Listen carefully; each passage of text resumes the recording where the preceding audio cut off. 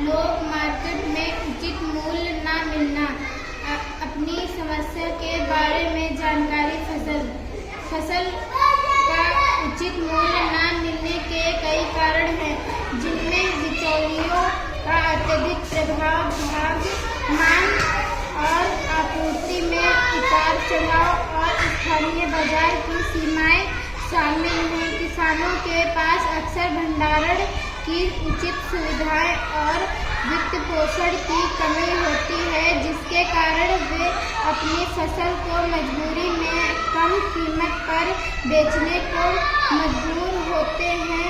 इस समस्या से निपटने के लिए सरकार की नीतियां जैसे न्यूनतम समर्थन मूल्य (MSP) और ई-नाम जैसे विपणन मंचों की भूमिका महत्वपूर्ण है।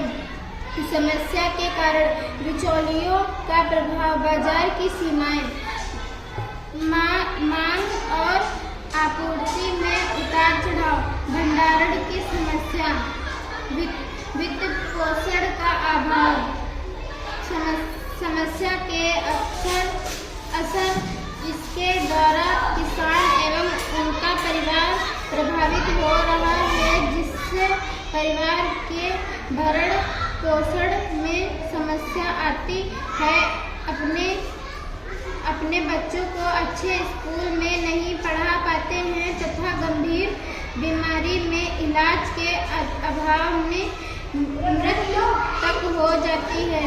समुदाय में समस्या की स्थिति लागत के मुकाबले स्थानीय बाजार में फसलों का उचित मूल्य न मिलने से किसानों को भारी नुकसान होता है, जिससे वे कर्ज में डूब जाते हैं और खेती छोड़ने को मजबूर हो जाते हैं। यह समस्या अत्यधिक उत्पादन, प्राकृतिक आपदा, भंडारण और परिवहन की कमी और सरकारी नीतियों की विफलता के कारण होती है, जिसके परिणामस्वरूप किसानों को अपनी फसल का कम दाम पर बेचनी पड़ती है। कौन कौन इस समस्या का सामना कर रहा है?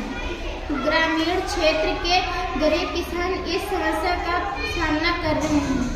समाधान: सरकार द्वारा सहायता, ई-नाम, न्यूनतम समर्थन मूल्य, भंडारण सुविधाओं में सुधार, वैकल्पिक बाजार।